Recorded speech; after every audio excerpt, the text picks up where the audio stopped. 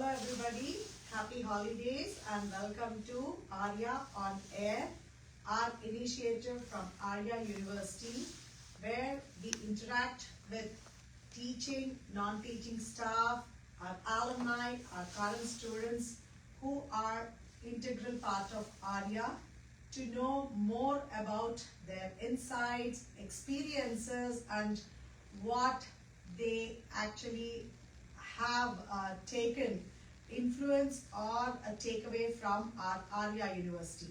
Today we have with us our young star Manaswini Avvari, who did her masters in Kuchipudi at Aria, our alumni. Not just that, her list of accomplishments is longer than what her age is. She is a great youth icon, next gen influencers with close to million followers in social media, and a great artist. I had personally seen all your performances, Manaswini, amazing. And I know a lot of girls who look upon to you for each of your performance and the way they are influenced by your charisma and your abhinaya, next level. And I was very much, taken aback when I also came to know you are a great DJ. That's a, completely different angle, which I would also talk in detail. And you're getting a great hold in the public health that you are into professionally. And a musician, that's again thanks to your mom, Gayatri Avvari Garu, and the list goes on. So before I give all the data, tell me about yourself, Manaswini. Thank you so much. Thank you so much. Namaste to everybody that's joined us. My name is Manaswini Avvari, and I have been a Kuchipudi dancer for over 20 years now. My initial training and current training as well is with the Guru Jyoti Lakaraju here in the Bay Area. I also have received advanced training from Dr. P. Ramadevi Garu, specifically in Golakalapam, as well as learned from Ardhanarishwaram Venkat Garu and Kalaimamani Dr. Umamuri Krishna. So these are all my advanced trainings and awesome gurus. Definitely, yeah. What an experience and such a blessing to be able to say that I have learned from them. So, like you mentioned, I have my master's from Aria University, but as well, I've also done my diploma with Aria University as well. Wow! So I started with diploma actually, wow. And then immediately afterwards, I did my master's. So I had no gap in between and continued that. It took me about 4 years to do, but it was the most valuable time that I've had in my entire learning career. So yes, that's my kind of educational Kuchipudi background, and like you mentioned, I have learned music, Carnatic music from my mom, but as well, my main training is actually from Srimati Harini Krishnan, also here in the Bay Area. I learned with her for about 16 years, up until I went to college, and continued to kind of pursue different types of music as well after that as well. So that's more of the music side of things. And then the DJ thing kind of came after college, during college.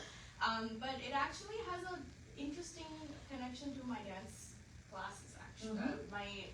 Actually, Jyoti Aunty was the one who introduced me to the mixing software. Wow! Because again, this is so random, but yes, she introduced me to the mixing software, and then through different music avenues, I was like, I'm just going to use the same software to do some, dances for college and things like that, and I used that software. So that's how that got started. So whenever everyone asks, like, why do you DJ? I'm like, actually, Jyoti Aunty was the one that introduced me to it. So I bring it back to that. Wow. So yeah, I think everything is somehow randomly all connected to dance. To dance. So yeah. Okay, this is like, I know you must have had this question, given to you a lot of times during your, given a great influence that you are. You have a lineage, at least your mom, she started the music journey first in the family, that's what you were mentioning, right? Was it not like almost like follow mom's footsteps? What made you get into dance and not music? That's a great question. So yes, I did initially. My initial training was all in music, and that's what I only did for the first few years of my life. But actually, my grandmother is a very big dancer, so that's how that came into play. She didn't continue the dance, but it was always my mom's intention that I should continue the dance. I should learn Sangeetam and I should do dance. That was her goal. I've always been somebody interested in theater and drama. And I was always, actually through Silicon Andhra, I was exposed to so many different programs and theatrical performances, dramas, productions. And so I was always surrounded by the art and culture. Kuchipudi in particular is a very theatrical based art form. And so when I went to see these performances as a young child, I was very much inspired and I wanted to do that myself. So I think my mom picked up on the fact that I was constantly dancing to everything that I saw. I would try to mimic what I saw on the TV, mimic what I saw other people doing. And even at home, I used to put on like small shows. Even if no one was watching and somebody was doing it, I was still like bring people in, like watch me just jump around. Please, I want you to see it. So I think she picked up on that, and combined with my mom's interest in wanting me to continue dance, she put me into dance classes with Jyoti Auntie, and that's how that journey started. That's amazing, amazing to know. Yeah, so is it like true that, when you have this inquisitiveness or that fire right from that tender age, it's but natural that you are serious into that art form? Because I have seen the other way around too, like, kids, though they have that initial spark of, getting to know things, they somehow in the middle of that seriousness, it's like again, not taken as serious as that initial spark that you have, or the ignite that you have to get deep. I'm so glad you took that as a serious, consideration, and to go deep into the art form. And how important is it to have this kind of a discipline as a kid? Because I would want all the kids, I know you have close to now heading towards the million influencers, why is it so important that it is not just the guru or the parents' commitment, but almost like the 50% comes from the kids initially, right? The discipline that you should be getting, that, once you have that ignite in you, it should actually be in that ignite level and not like in that dormant level anymore. So a little more insight on that. Yeah, so actually, like you mentioned, that spark that I initially had, realistically, it went away when I started dance class. I hated dance classes in the beginning. And I say that very openly because I think when you're a kid, you like that freedom of just doing whatever you want. So when all of a sudden you're put into, you have to go to class for 1 hour, you need to travel that, half an hour, 45 minutes to go to the class and then come back. You have to sit at home and practice 30 minutes a day, minimum. Obviously, as a kid, that's not something that you're excited about. And so whatever spark I did have initially definitely fizzled away immediately. So that's the realistic side of things. And I say this to parents all the time now that I'm like supporting my guru and teaching. You should never force the kid to be in that space. The natural spark, when it ignites again, will actually come from observation of seniors, not their teachers, but from other classmates, and being a part of that camaraderie in the class. So one, it is the responsibility of the teacher to create an environment that is very, much collaborative space. We're not just, we don't want to just tell them what to do and like force them or get mad at them if they're not participating, but encourage them to speak up and be a part of the class. And I think that's what Jyoti Auntie did initially in some of my classes. So after I got to a certain point of the basics when we were, getting through those, I started participating more with my classmates. And that's what really brought me to keep coming to class, because that shared bonding, that shared experience that we have, oh hey, you didn't practice also, I didn't practice also, so even though it's not always a positive thing that we want from the kid, I think that classmate effect really has a big impact. So yes, the parents have a responsibility, the teacher has a responsibility, but the kid, they're not gonna know what that responsibility is as a child. So creating that environment, as much as you can as a teacher, I think is what is more important than actually drilling them like, hey, you did not practice, why you didn't practice, and starting to give them that blame. Yeah. So that spark for me happened when I was watching. I would come early to class. I had a very long commute to my dance classes back then. So because of that, I would always come either half an hour early, just in case, and then I'd leave half an hour later because of different traffic scenarios. So I would watch my classmates, or my seniors. Okay. And I would always wish, man, I wish I could do that. And I wish Jyoti would see that I could be a part of them.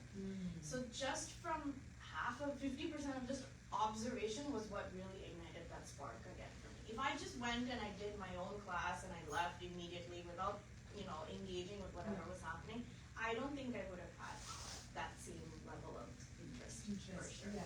I also see a lot with the youngsters, like, the minute they are into this art forms, be it music or dance or instruments, they expect that, the next, immediate goal is just be on the stage and do that very first performance.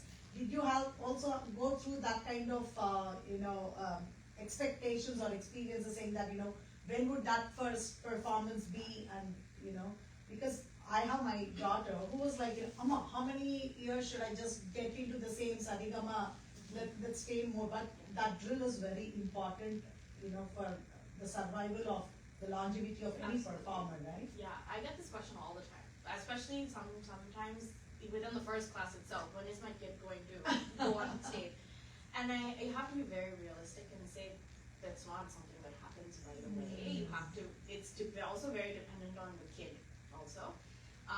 But I never had any expectation of going on stage, and I think this comes from either learning partly from my mother or also already doing some classes. I think I knew that up until a certain point there was no way I was getting on stage, and I'm actually a very scared person. I don't like putting myself out there right away. I need to do my homework, make sure I have it perfect, and then I will get on stage. Or even just present myself in front of another person. And for that reason, I actually was very scared of my first performance ever. I was not confident at all. But once you do it, then you get that confidence. But I would like to kind of, on that point of, when is my kid going to get on stage? There is a level of at least 2 to 3 years of foundationals, right? Like you have to understand why is it that you're doing what you're doing. Yes, true. And get a good grounding on the basics. And I think a lot of people get, especially in this day and age with social media being so, out there, and we're seeing prodigies, on amazing children. I think every single parent has that same expectation for their kid, which is not reasonable. Everyone has their own special, unique ability, and it's our responsibility to foster that ability. But I think you have to be very my kid will get on stage when they get on stage. That's it. I know. Yeah. It's again, once they are that confident level, there's no looking back again. Absolutely, yeah. Exactly. And it's better for them also as the child, right? So their confidence level increases and they want to do more and more. But setting realistic expectations right from the start is also very important. Great. Do you have any experiences of your very first stage performance? Yeah, I think I remember. I have very blurry vision, first of all, so I had to take off my glasses. That's what my vision of that is. What I remember is everything was blurry, so I don't remember seeing anybody or what I was. So I think that helped in a way because I couldn't see the audience anyway. I didn't see what was happening next to me, so I could focus fully on my own on dance. But for I think I had at that point I had already performed a little bit for music, so I was not, and I'm not afraid to get on stage if I know what I'm doing. So because I was very well practiced, Jyoti made us practice so much for that performance, so I felt very confident to be able to do that on stage. Actually, that day, Jyoti Auntie's guru, Dr. Umar Amaro, was there. So that at that time it didn't register. I was too young to register who she was and her Performing in front of the legendary. Yeah, it was like a very normal, regular performance. So I was now looking back, and that was my biggest blessing. But she was there for my first. Wow, first performance on stage and with that legendary Yeah. ma'am. That's truly a blessing. Great. When did you take diploma in Aria? Now switching gears, like Yeah. were you in your undergrad or were you in high school when you got to know about Aria University, back then University of Silicon Andhra? Yeah. So how did this journey start? So this was after college and masters. So I fully had completed my bachelor's and master's, but I think master's was ongoing. Mm-hmm. But that's when the university officially started. Yes. So I was kind of trying to balance both of whether I didn't know what to do at the time. And I thought maybe it would, I couldn't do justice to this. So I took some time to think about whether I really Mm-hmm. wanted to do it or not. I always knew I wanted to, but I didn't know how to. And even before the university started, I actually went to India for some time to try and pursue it there. Oh, But that's interesting. that didn't actually work out Mhm. as well as I thought it would. And so immediately after coming back here is when they announced that they were going to start the university here. So I was like, in some way you knew you were going to get it. It's just, this is the, so I started the program in 2019. 2019? Okay. No, sorry, that was my master's is when I started. So I think I started in 2017. Diploma is when I did 2017. The very second batch. Yes, that was the very second batch. And then that took about a year and a half, and then immediately went into master's. So I always knew I wanted a formal education in classical dance. I just didn't know how that was going to happen. So I'm grateful for the university being started here. Great. And what was your takeaway from diploma when you did that? It was just how much I didn't know about dance. I realized that, I knew I was comfortable with the practical aspect of dance at that point, and being able to perform and get on stage and all of those things, but I didn't realize how much theory is actually behind classical dance. And having it in that formal, structured way, that I'm familiar with, and I also have to give kudos to the fact that the modules and the lessons and the lectures and everything were all based in a way that I'm familiar with according to the Western education system. And so it was easy for me to actually attend the classes and pick up the information, even though all of the material that was there, a lot of it was unfamiliar to me. Like, for example, I think the hardest class I had in diploma and master's, and now everything is kind of blurring together now since I did it at the same time, was history of India and classical. Yes. That was hard for me because I had no background knowledge of Indian history at all. Very few things I know. I know India independence. Beyond that, I'm in very weak. I know.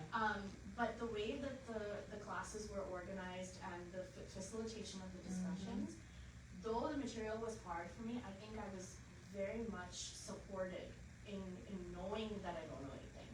That they were giving me extra resources, the professors, extra resources to be able to understand the material better. Yeah.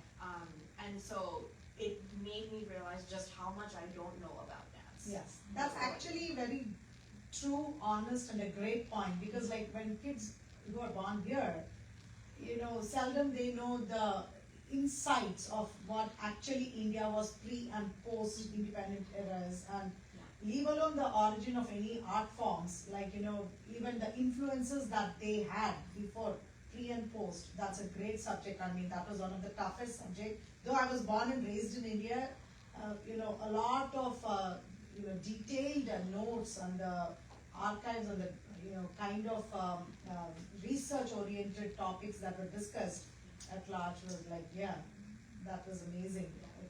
Thank you for sharing that. Of course. Honest insight. Very honest about my feedback. Great, because it does matter, Manaswini. You have a lot of influence in the community and even on social media. So I really want to have the youngsters, see through your lens, because it's a different aspect when we as a staff, or I being the very first student, the inaugural batch student, how much ever we say, we carry a different notion to the young generation and the youth. they can't relate to what we experience or what we want to put forward. And though it's the same emotion, it comes in a different flavor. And coming from your end, what you share and the experiences, not just as an alumni, but as a dancer, getting to share your thoughts are very important to all our audience. And yeah, so please, for all the details that she's talking, be it in diploma, certificate or masters, we have our website www.aria.edu. Please do check. We have our information sessions, and our spring 2026 admissions are in progress, and please do have a look at them and reach out to us. So continuing to your journey, so what was the experience post the diploma? Why did you see the need to continue with masters? Absolutely, yeah, and this kind of goes along with the idea that this is so important for people like us who are born and brought up here. I always saw, getting this formal education as maybe a supplemental thing to what I was doing. I thought, okay, me as a performer is good. Like, that's what people will know of anyway, right? Exactly. So let me, continue in that. This will be a supplemental thing that I do in the background, just for my own knowledge. I would say now, having done both of the courses, I would say this is a requirement. You should have this theoretical knowledge if you want to do be a professional dancer. And the reason why is you connect more with what you're doing. You don't shy away from pursuing new choreographies. You are able to sit in a room. I can't believe I'm actually saying this now, but I got to sit in a room with professional, very well-versed dancers and be able to speak up at the table. That's not at my age. That's commendable. And that is truly coming from the confidence and the knowledge that I've gotten from the university's courses. And to be able to have active discussion and learn what is out there. Until I did my master's, I had no idea that there was dance literature. And I knew that there was, books written, and we have plenty of textbooks, and Natya Shastra is in English, all of those things. I knew that, but I didn't know that people were pursuing things like physiotherapy and dance, or mental health and dance. And I think there was teaching. What I did for my thesis was teaching methods and dance. And I thought this was something that was never studied before, so I thought, oh, I'm so novel in doing this for the first time. But actually going and doing this research, I realized that just how much is out there, and I had no idea, being in this space for so long. And so now I'm confidently saying that this is a requirement. If you want to become a professional dancer, have some theoretical background knowledge, pursue, be it formal education or even just a conversation with a professor and getting more information about what it is that you're learning. It is a requirement. You need to have that background. Especially if you're serious about, not just as going as a performer, but also if you're serious about teaching. Yes, actually, yeah, teaching as well, because the very inquisitive questions that the kids ask. Just last week when I was teaching class, one of the girls was like, "Where does dance come from?" Very basic question that we would, where does dance come from? Why are we doing this? And I was able to sit down and say, so actually, dance is originating from da da da da. And I went on this whole thing. They're only 6 or 7 years old, but they were so enamored by just how much there is out there and all these vocabulary terms that they were able to recite with me, and the confidence that I had, to be able to say that and explain it to them, instead of being like, actually, I don't know, let me check back with you. Instead of saying that, I'm actually able to talk with them. And, now they're asking me more and more and more questions. So, as a teacher, I think I'm very grateful to have this knowledge and actually to have the resources to go back and, confer with. So, that way I feel like I'm enriching their education, their, learning as well. They're not just learning it for practical sake. They know why they're doing what they're doing, to some extent. Okay, so great. So you're also now teaching, and you're also performer. almost like in par with other, senior, gurus, and I'm so happy and proud that you've reached that stature of people seeing your performances or your kacheris at that serious level. And not everybody is getting to that serious mode. And it's a proud moment indeed to all of us, from the kid that you've been here to the serious artist that you have, it's a big, great journey and a serious journey too, dedication. So how are you managing your other serious commitment of your professional path, which is like, not easy, public health on the medical side, that itself is a big, enormous, commitment. And dance, where you are saying that you need to have the passion alone is not enough. You need to have the time discipline, the commitment, and you just didn't stop there. You also took a third dimension angle of doing a diploma and masters. That is a great, achievement in itself and commendable. So can you talk a little bit more to all the youth present there when they crib saying that, I don't have time, there is no enough time, a little more on the time management? Yeah, absolutely. So I think that started with me a long time, right when I started dance class for the first time, because like I mentioned, I had a very long commute in between dance class and Sangeetam class. Like they all happened on a Sunday. And I'd have to leave early in the morning, 8 o'clock, to get to my Sangeetam class, which was an hour away, and then an hour class, hour and a half class there, and then immediately have to leave 45 minutes to dance class. If at any point, I'm someone that I always have to be 10 minutes early. I still, to this day, have to be 10 minutes early to everything. And so I think that discipline started from back then, because if I at any point got late, I would be late for my classes, and that's not okay, right? So we have to respect our time, we have to respect the guru's time. Absolutely. So in that way, I think it always stuck with me that if I'm not constantly doing something, I'm not being productive. And that does have its negative effects, because you do burn out easily, and that's definitely something that I'm working on.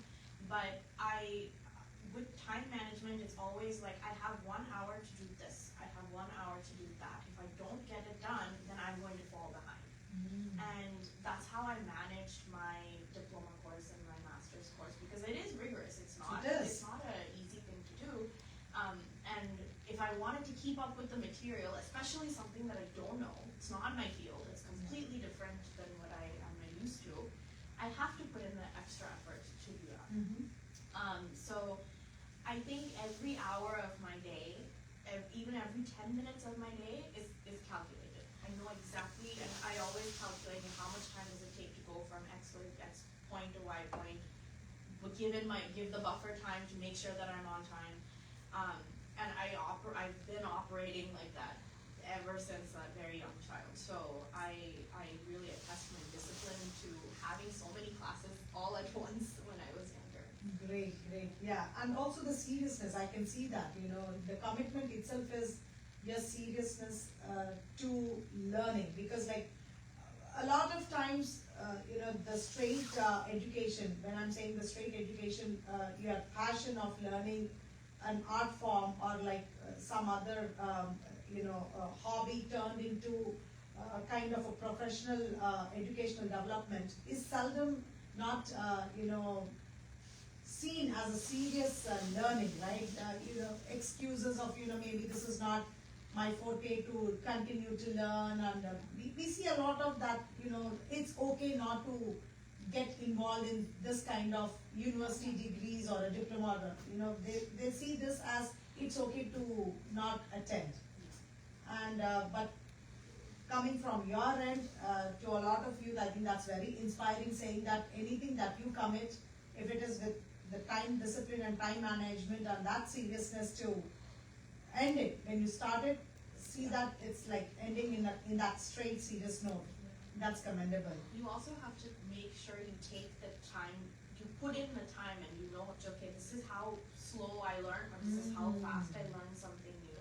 And you have to allot the proper time for that. It's not always just 1 hour, 1 hour. Sometimes it'll take 2. But if you put in that in your schedule, and you know and this is unfamiliar to me, so it's going to take a little extra time. It'll help with that, keeping yourself in check also, and keeping an open mind of like, sometimes it's not gonna work. It's okay, it's not a bad thing. You're still progressing. You know what not to do now. Yes. So you won't make the same mistake later. And yeah, so I definitely think showing up is a huge thing. You show up, attend the classes. Attend the classes. Half of you're not learning, like I said before, half of it is from observation only. Exactly. If whatever terms or things that you don't know, at least you're, kind of subconsciously getting into it, even if you're not actively participating. Showing up is very, very important. Yeah. For the benefit of the viewers, so most of your classes with your guru has been in person, and you also teach in person. Yes. But whereas our university is 100% online. Yeah. So how is that, comparative experience for you? Yeah, so that was definitely, I think, a little challenging for me. What the engagement level drops by a lot, when it's something online, because you're kind of blocked by a computer screen, versus if it were to be in person. But I think what's really amazing about the professors and the lecturers that we have at Aria is that they're very much engaging you with the content, with, whether it is asking continuous questions or referring back to asynchronous lessons, and in making it more of a discussion type class rather than a lecture type class. And I think the classes that I really, really benefited from were where the material was given to us either via notes or an asynchronous lecture. But when we got to the synchronous class, it was actually like, what did you think about what I mentioned in the lecture? What did you think about this? Or based on this, what was your perspective? And I think that really made me, I don't know about my other classmates, but I know it made me have an active discussion with not just the professor, but with myself also, because it brings up like, okay, what is it that I don't know? And I didn't think of this perspective, so how do I think along these lines now? And so that 1.5 hours of class, I think it was more of like reflective for me to participate in. Great. And how was your experience on the practical side? A small insight on your takeaway. Was it like challenging? Was it like manageable kind? I think it was manageable. I think because I was more used to the practical side of things, because I performed quite a bit, the practical side was not as challenging.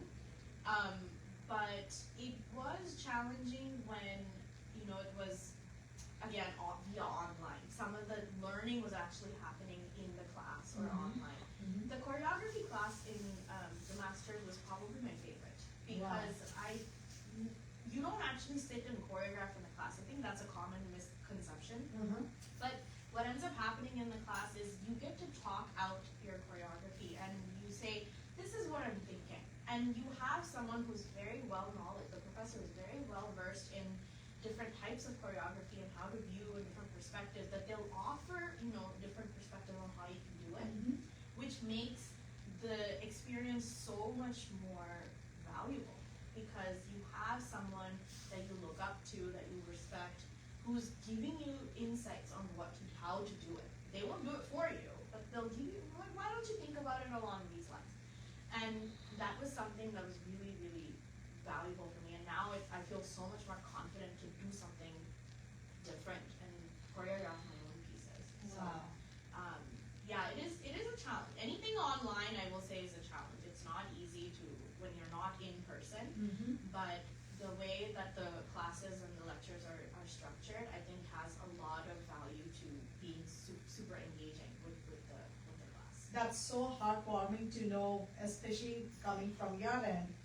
Yes, online it's a different flavor altogether, but I'm so happy that you also got to share your experiences about how engaging these classes are at Aria. That's a great input. Thank you so much.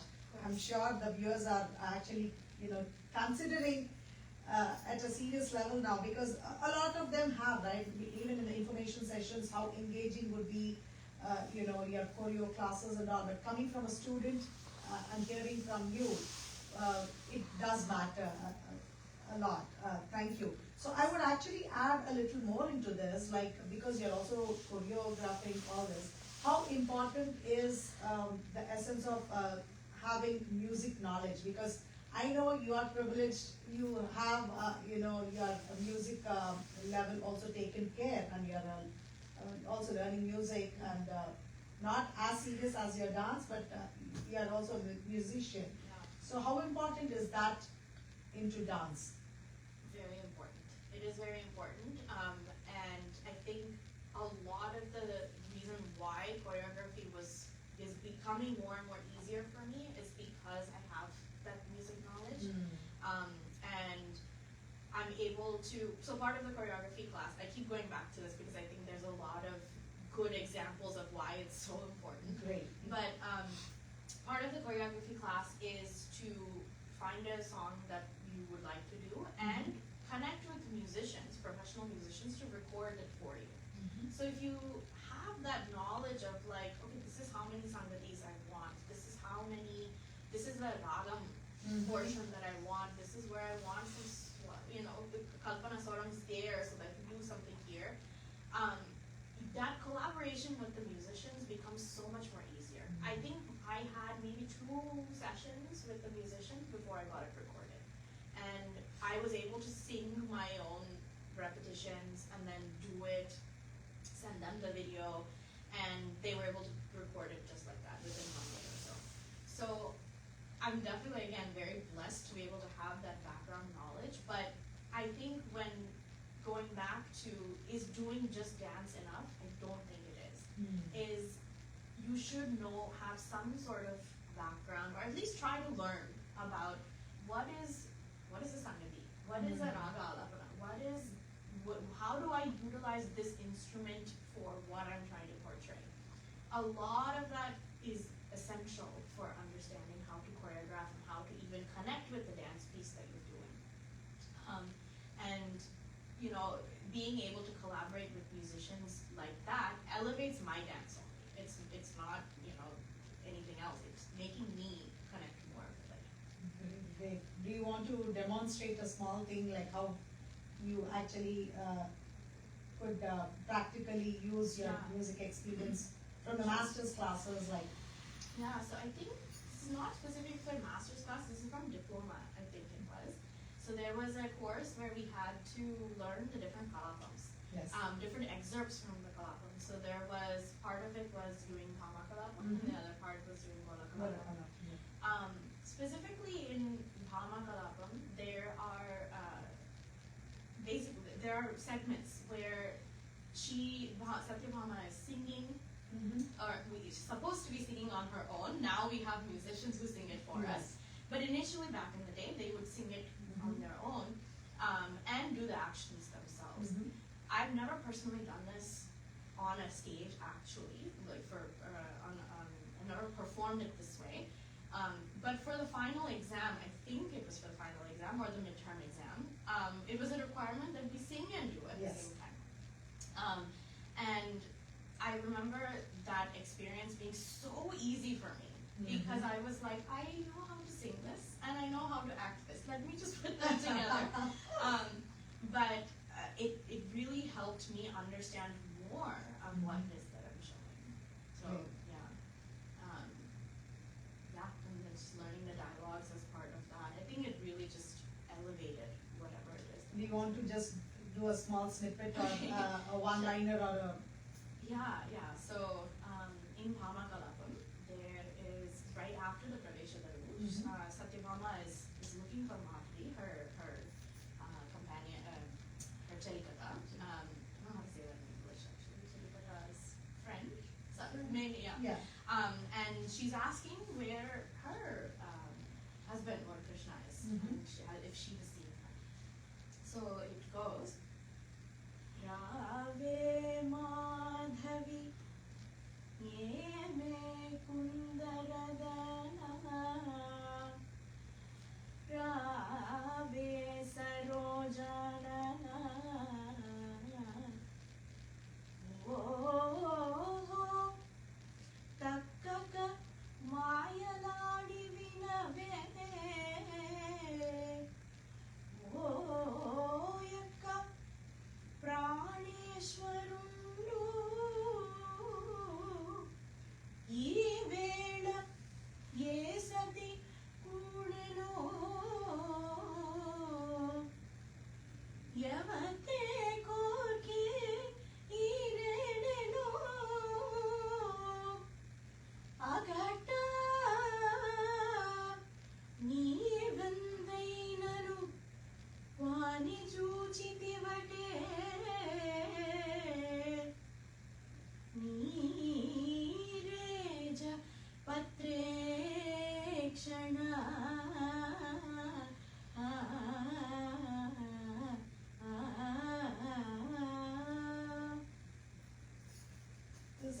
one of the best experiences I had doing Aria on air. You're so seamless and effortlessly. Oh my God, God bless you, time with so such great experiences. Not just sharing with us, but the entire next gen, youth who really want to get serious about the art forms, because these is a privilege and a blessing from Lord Nataraja. Until and unless you are that blessed soul, you don't even have the experience to, first of all, involve yourself, and this is one of the upacharas that you offer to the Lord, right? Yeah. And I have to express my gratitude to Aria University for bringing this initiative here for people like me who are born and brought up here and would like to, consider a formal education in classical dances and still pursue our life here in the States and not have to go to India.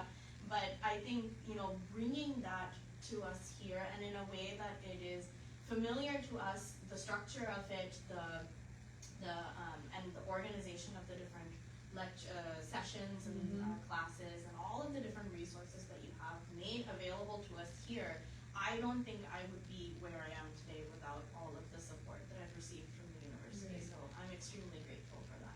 Any closing remarks on the youth and to all aspiring, artists who want to seek their art form in Kuchipudi? Absolutely. I would really recommend pursuing a formal education in classical dance, and especially if you are someone who is trying to promote the art form. I always thought, if I, like I mentioned before, if I just had a practical aspect of it, if I'm going and I'm wearing the costume and I'm just doing the expressions and doing the item on stage, that's more than enough. However, not just for your own development, but for your own, to connect more with the audience with what you're doing and to better educate them on what the actual form is, you yourself need to have that knowledge. And so even in a small format, whether you just open a book and you read a little bit more about Kuchipudi, you're doing yourself a great favor. So if you are someone that really wants to promote the art form via social media, via your friends, via your community, have that background knowledge. And Aria University does a great job of giving us those resources. So definitely pursue a formal education in classical dance. Thank you. And with those closing words of wisdom coming from our star, thank you so much. Thank you. Hope a lot of youth are influenced by your, not just action of your words put into the practical gain of getting to know more about the art form, but also continue to love the art form. Thank you, Manaswini, for your time. And next week, we again come with our next week guest of the week. Until then, thank you. Happy holidays and good afternoon.